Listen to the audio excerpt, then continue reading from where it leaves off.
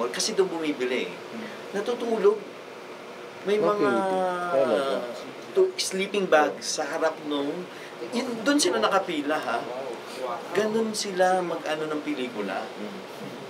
Para sa observation lang, since napunta na kayo sa Europe, ito lang medyo tatamaan tayo ng konti. Mas mature ba ang mga Europeans in terms of mga experimental films compare sa atin sa Asia?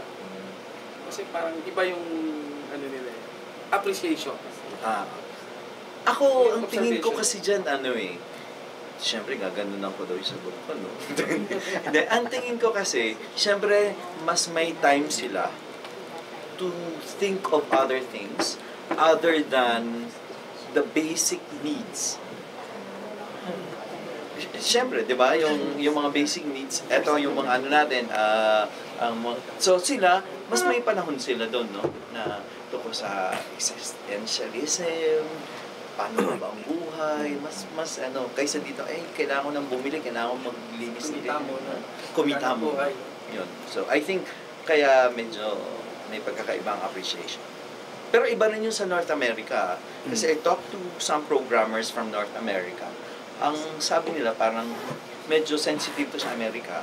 At sa North America, kasi di ba nga, ang daming nagbabaril-baril doon. At saka, baka hindi nila masyado gusto yung ganong narrative for the LGBT community. Kasi ako ang feeling ko yung North Americans parang walang worldview. Yung ang tingin nila the world revolves around them, no? Na, di ba? Samantalang tayo, aminin mo, yung mga tayo, no? Even Europeans, marami silang alam tungkol sa ibang lugar. Tayo pag may pupuntahan tayong isang lugar, magre-research tayo. Pag tinanong tayo tungkol sa Malta, may alam tayo. Pag tinanong tayo tungkol sa ganito, may alam tayo. Sila parang, pag sinabi Philippines, hindi nila alam. Ganun talaga, pero akala natin, di ba? Kasi ang dami natin alam sa Amerika. So, yun, di ba?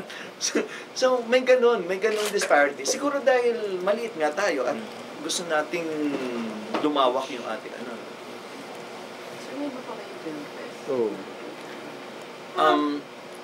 meron, kaya lang you're taking care of the Fortissimo Films, our international distributor, is taking care of that. So, yun. Good enough na meron ding distributor.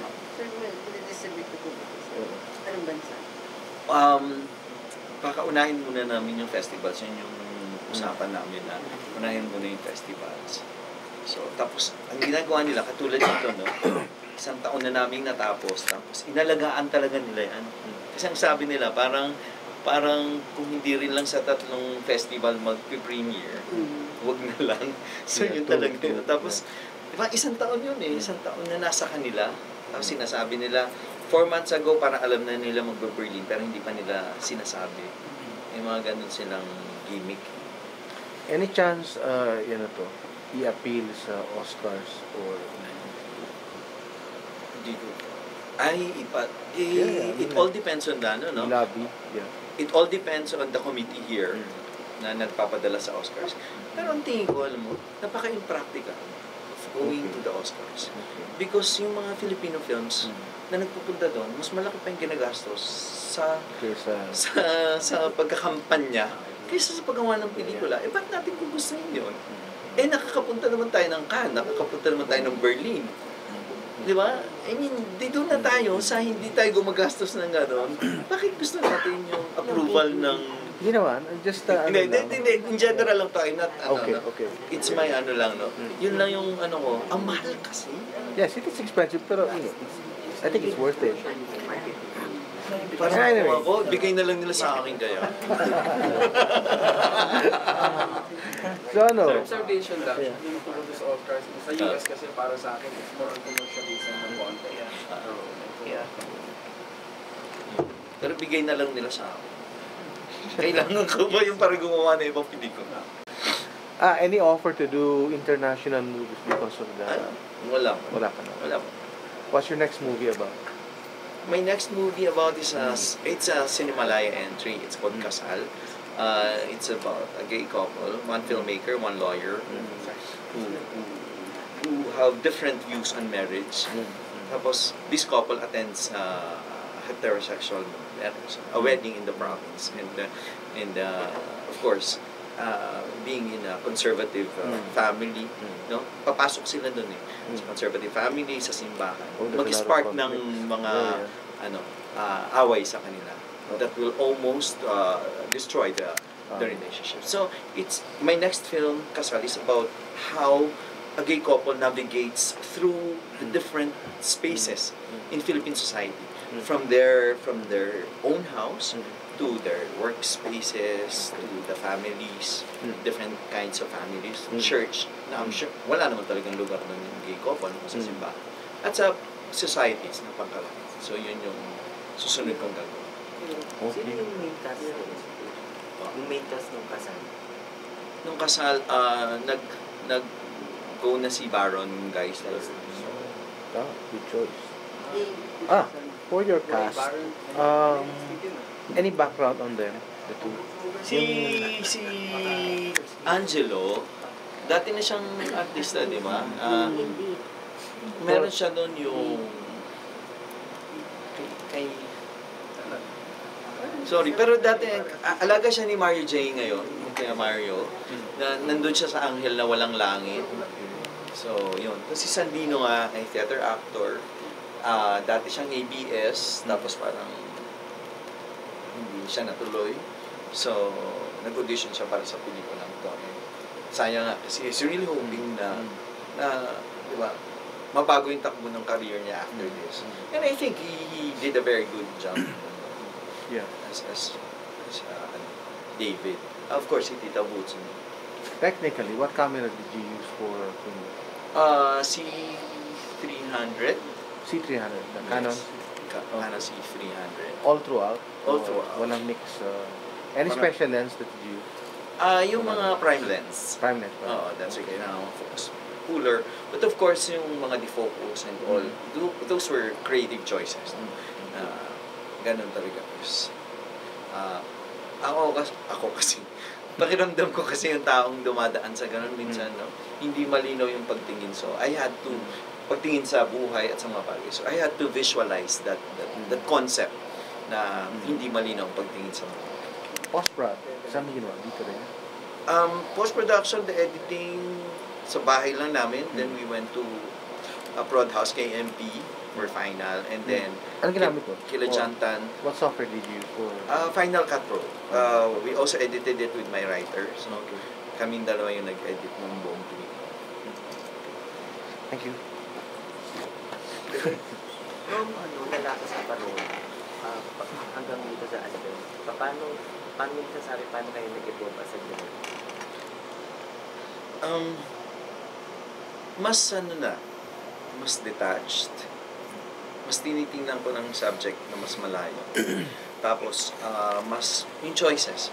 Yung hindi na lang, of course, yung parola, ang gaganda ng shots, ang ganda. So, pag nagsisimula ka, yun yung una mong magpa-impress. But this one, kailangan mong panindigan yung mga choices mo. Kahit na a lot of people will disagree with your choices, pero kailangan mo yung panindigan.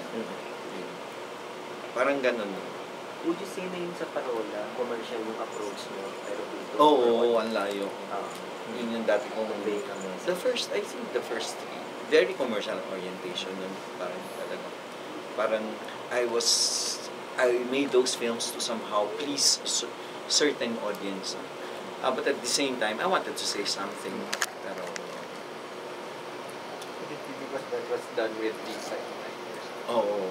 Yun. Marami ring malaking kinalaman nun na under Viva yun. Kaya nga sobrang nagpapasalamat ako na kahit partner namin yung Solar, tapos through sila Dante. Kasi honestly, 100% yung creative control. Kahit si Dante. Kasi syempre, yung iba sabi nila, hala, ang executive producer mo si Dante, hindi ba siya makikala? Hindi naman, ang sarap na niya katrabaho because he understands the process, no?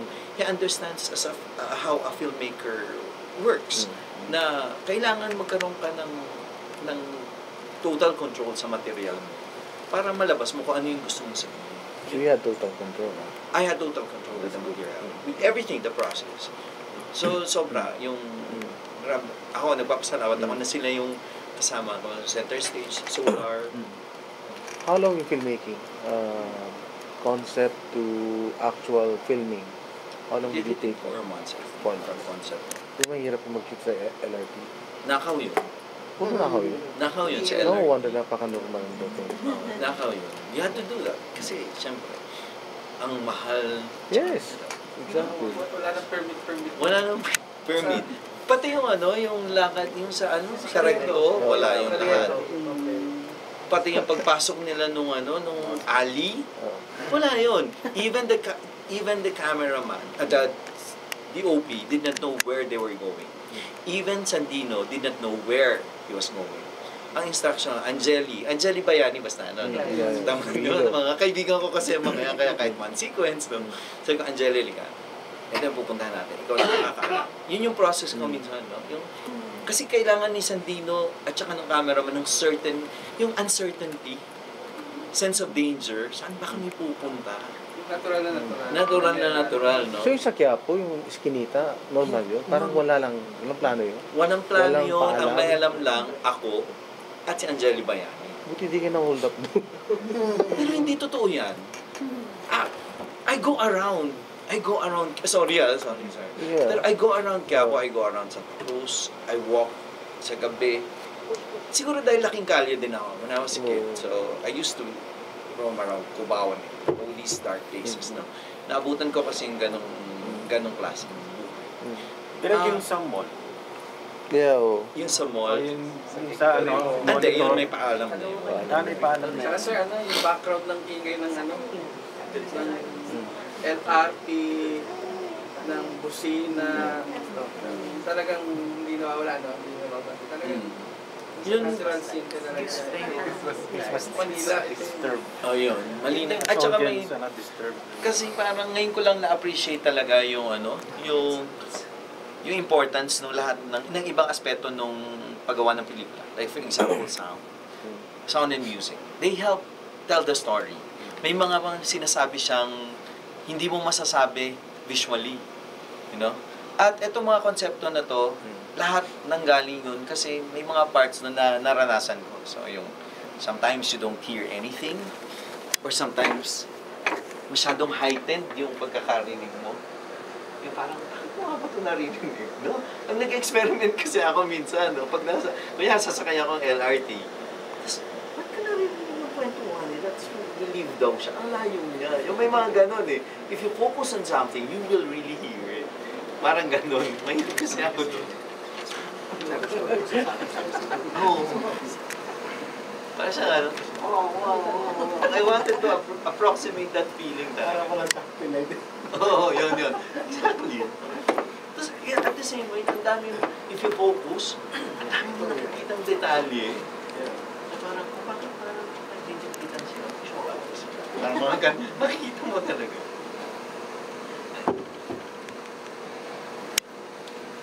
Salamat. Questions for one last. Kailan ng screening nito? Ay, on the 26th. 6 na. Yun. Commercial? 24 is Monday. 24 is Monday. So we're gonna have our premiere. It's a Philippine premiere on Monday at the Robinsons Galleria Cinema 4. We hope to see you there pa rin. Kasi syempre it's different when you see it na Malaki. digital, mas malaki. Kasi Ano again, ba yun? DVD lang? DVD lang pala yun? yes, right. Looks good to me. Yeah, same. Ako din, nagulat nga ako. Pero may mga konti ako, DVD ko. Pero nagtataka. In fact, doon sa film na nandun na rin yung logo ng Berlinale. Yes. Fortissimo Film. So that's more complete. But again, more intriguing, I suppose, kasi syempre you see it on a big screen. So, actually, Rick, it's really been an interesting discussion. Yeah. I didn't think na talagang ganito kahaba. Parang feeling ko mahaba pa yung discussion sa pelikula. Sa panonood na Ayun yun. naman, Pero ang dami Yun talagang naman talaga questions. dapat. No, Feeling ko, no? Truly, parang ang dami. I think we're able to achieve that kind of Yes, maraming masasagap na info. Hindi, Marami. dapat I think any form of art, no? Should do that thing, no? Hindi lang magtatapos doon sa pinanood o nakitang painting or whatever. No? Yun yung mga naging comment na parang ang ending was so abrupt and how parang hindi na-address the suicide. But then again, Oo. you had a different approach ito para talaga mapag-usapan siya. Oo. Like yun. Yeah, tama So, yun. Papag-usapan. Kasi yung ano, Yeah. parang, din no? Parang, hindi naman talaga siya eh. Kasi, It's okay. para Okay. pag ano na ba nangyari? Kaysa, I feed you everything. As a matter of fact, you know naman what will happen next eh. The family will grieve, the lola will, you know these things. Hindi na pwede yun. The mother will come home, and you know these things. So, di ba? Yun, medyo nasanay lang yung ibang tao siguro na kailangan let's grieve for him. Kung kailangan natin. Let's grieve for him, let's grieve for the Did you family. ever thought like parang him slashing his, being bloody and everything? But that's too private. That's about performance, no? Okay, okay. Di ba? Understood, yeah. Yung parang ganun eh. Okay. So the film is showing on February 26. That's next Wednesday. It premieres on Monday. We hope to see you there still at the Robinson's Gallery at 6:30. And Direk and the rest of the cast will be there, including actually his obsession family. Other friends, Which I no? mentioned earlier that he's currently directing. Alessandra, Start na ba? Yes. Obsession? Yep. Next time. Direct dadating si Marlene. Hopefully. May pang mga kaibigan. Alessandra, sila Meron tayong konting surprise, direct, diba? Sinabi niyo. You can actually take home with you a signed poster by Direct J. And friends. naman ako bigla. See, sabi ni Direct. So, yun, we'll have a moment here. We'll just bring it here. Sige. Sige, bring it here. You can sign up and then just roll it. Sobrang naman, you can natutuwa take ako it masyado home. sa solar. Kailangan gumawa ulit ako dito. Hindi, totoo. Promise. No? Oo eh. Take it direct. So, Grabe, naranasan ko rin kasi sa Berlin yung may mga nag-interview sa akin, tapos sunod-sunod. Di ba parang you have 10 minutes with him, ganun. Mas marami.